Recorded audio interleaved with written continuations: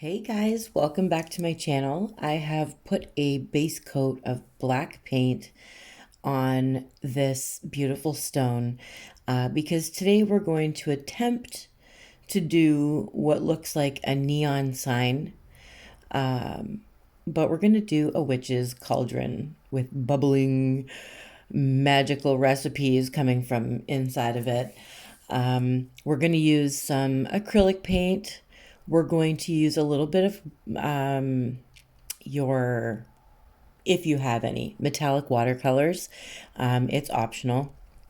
You can also use glitter paint in different colors if you'd like to. We're going to be using just a couple of colors: green, orange, purple, red. So if you can get glitter paint in those colors, if you don't have metallic watercolors in those colors, it will look just as nice. So I did see a neon sign online, and this is where I've got my idea from. I'm just kind of doing it my way. So this is my version of a witch's cauldron with a fire burning underneath and a couple of logs and a ladle and some bubbles popping up top. Yeah, I wanted to do something easy again for those of you who are looking for a simple project before Halloween. Yeah, it's kind of cute. So this one is one of the more easy to do rocks in my video list. So I'm going to start off with some swing set green from Martha Stewart. It's like a nice bright green. So just start with like a not too dark and not too light, because we're going to need to do a lighter green on top of this. So I've penciled it onto the stone. It might not look exactly like this when we're done, and I will get rid of any pencil that I don't want afterwards.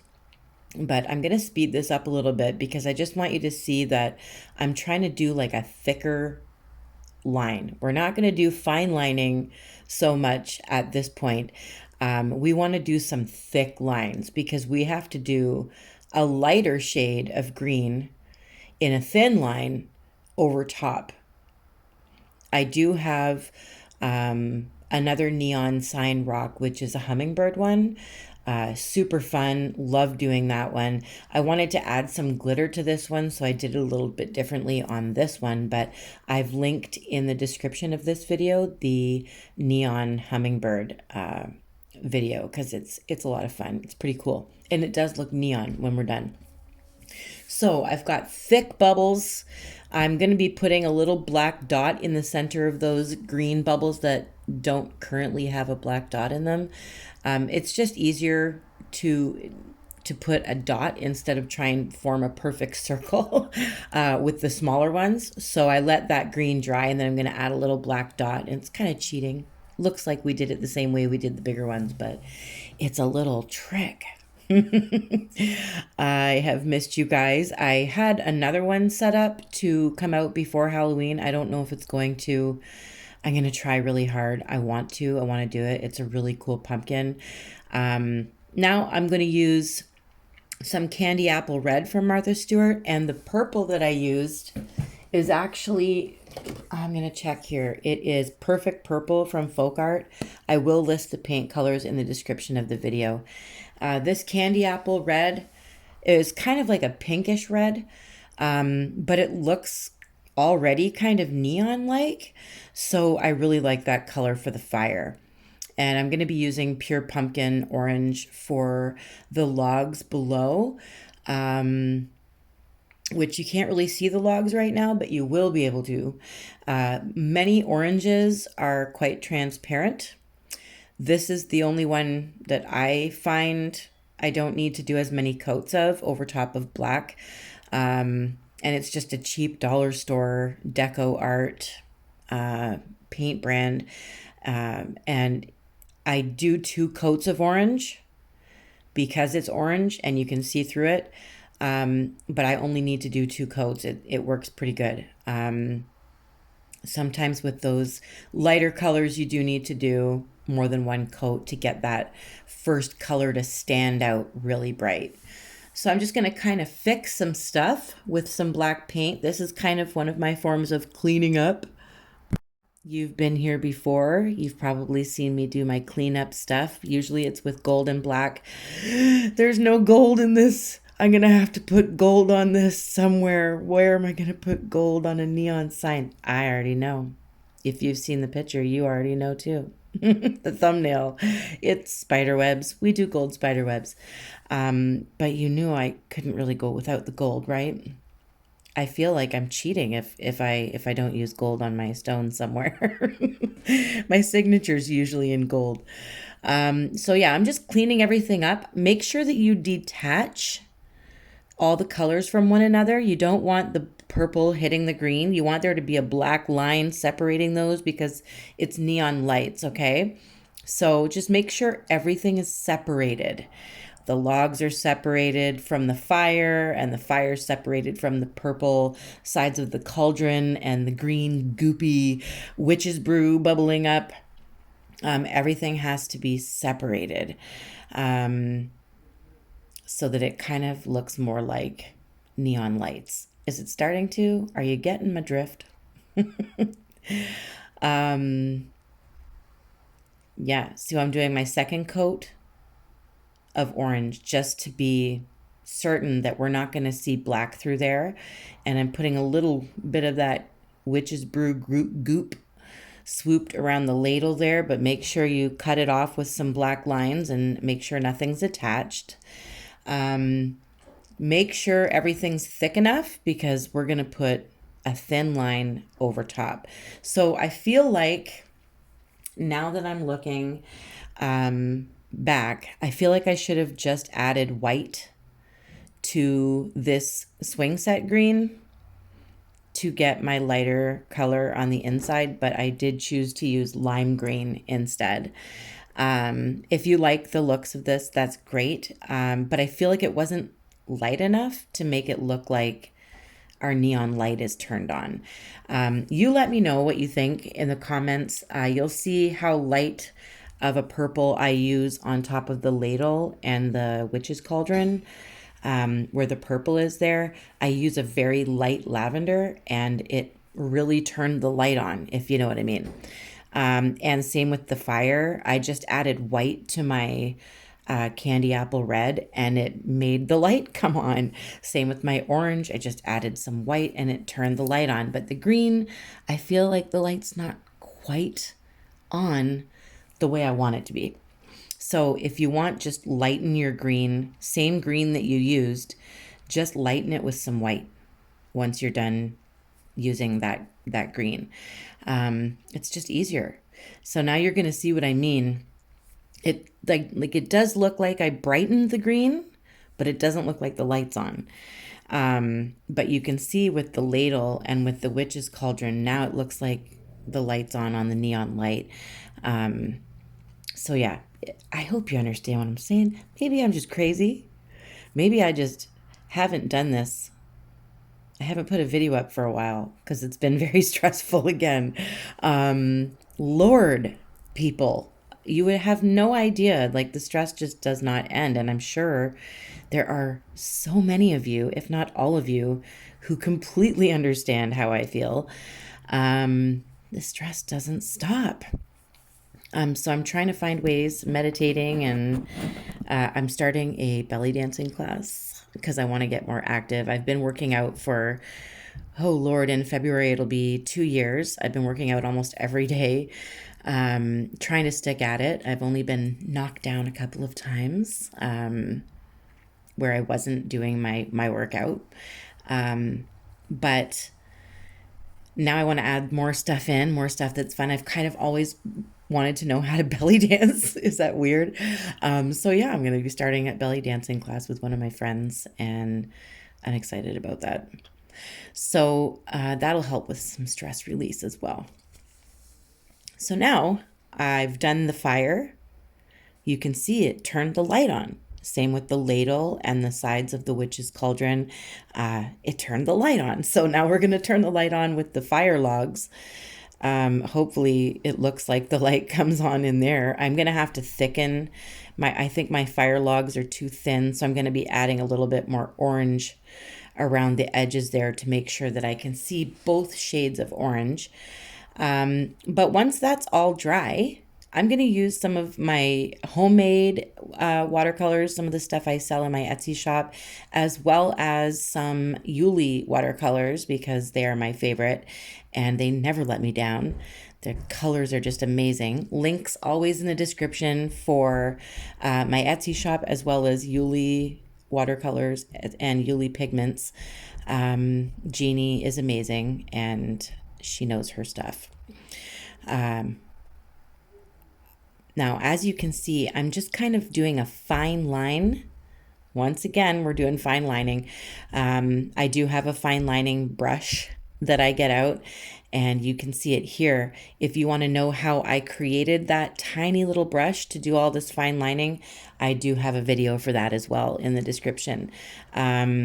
Make sure you check the description. There's lots of little tidbits in there, lots of links for cool stuff and to help you integrate cool stuff into your rock art or whatever art you're creating, because you don't have to just do this on a rock. Anyway, what I'm doing, since you don't really know, I'm just doing a little bit of metallic watercolor in orange, just outlining. It's kind of like the light radiating off of the actual neon light itself. It's just kind of adding a little bit more to it, a little bit of fanciness to it. I'm going to speed up now. I'm using more of a pinkish red around the flames and just a very fine line. Just try and make it kind of sparkle on the edges of that neon light. That's all I'm trying to do. I use purple around the purple, green around the green. You know. And it's very, very subtle. Like you can barely see it, but it really does add something to it. I like it. I didn't do this to the Hummingbird video. I didn't use any watercolor whatsoever, and I used 3 different shades. So 3 different shades of green or 3 different shades of purple. It's very much similar to this, but it's a little different. So now that I see it like this and I see how beautiful it looks, I'm like, I need some gold. Can't live without it. You can see that the black paint's a little bit wet because I wanted to make sure that I had like a nice coat of black paint there. I didn't want to see any of the rock shine through. Once I seal it with resin, that's when you start to see imperfections like that. So I just dabbed on with a sponge some extra black paint around my neon sign. And I am doing, kind of looks like a fan, like one of the fans that you can hold in your hand and cool yourself down. Just straight lines. You can use a ruler and a pencil if you want, if you're uncomfortable with straight lines. But I'm just kind of sweeping my fine lining brush across with some gold paint. And then I'm going to swoop between those lines. You'll be able to see it a little bit better shortly. If you want to use silver, that'll look good too. If you have like metallic blue paint that you want to use, you don't have to use gold. I'm just, gold's my thing. I love gold. So now we're going to be like Spider-Man and we're going to swoop from line to line and leave our gold web behind. My oldest son, Landon, sorry, buddy, mentioning your name on my YouTube channel. He is obsessed with Spider-Man, always has been obsessed with every movie, every game, every animated movie, whatever, anything to do with Spider-Man. This kid is obsessed. So he hasn't been sleeping much. He's going to work very tired because the new Spider-Man game came out on his PlayStation 5. So he's seeing what it's like to go to work hungover feeling, but it's not because he was out drinking. It's because he was playing his game too long. Poor kid. But yeah, Sorry, Landon. Now the whole world knows that you're obsessed with Spider-Man. I don't think he would mind at all, actually. I hope he approves of these webs today.